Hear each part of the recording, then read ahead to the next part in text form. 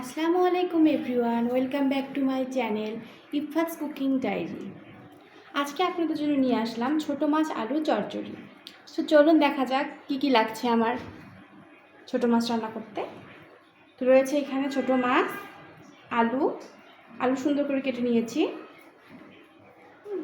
সুন্দর করে কেটে ধুয়ে নেওয়া হয়েছে।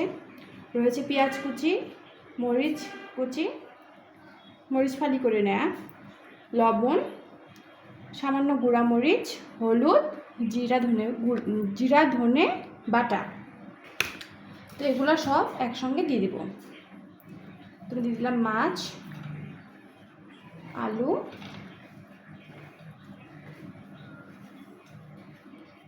পেঁয়াজ একটু বেশি করেই দিতে হবে, পেঁয়াজ কুচি, মরিচ, এখানে সব পরিমাণ করে নেওয়াই আছে, তো এগুলো ঢেলে দিলাম।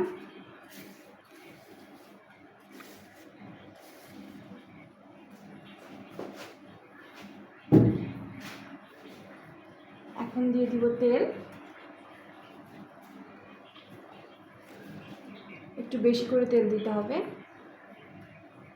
এবং তেল দিলাম, একটু ভালো করে হাত দিয়ে মাখাতে হবে।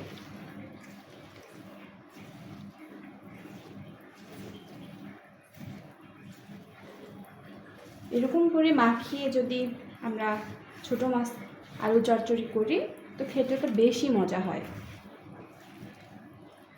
আমার তো ছোট মাছের চচ্চড়ি হলে আর কিছুই লাগে না, সাথে একটু ডাল হলে তো কথাই নেই। সেটাকে সুন্দর করে মাখিয়ে নিলাম।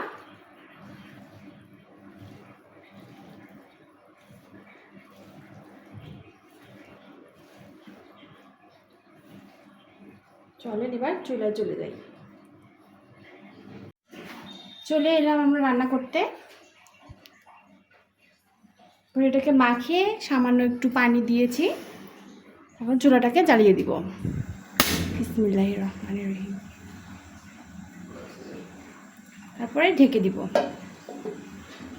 এখন হতে থাক, ফিরে আসছি 10 মিনিট পর। তো ভিউয়ার্স চলুন দেখে নেই কেমন হলো তরকারিটা। ঢাকনাটা তুলে দেখলাম, আলহামদুলিল্লাহ অনেক সুন্দর হয়েছে ছোট মাছটা চচ্চড়ি করা। তো এটা আমার খাওয়ার জন্য রেডি। ভালো লাগলে লাইক, কমেন্ট, শেয়ার করবেন, সাবস্ক্রাইব করবেন। ধন্যবাদ।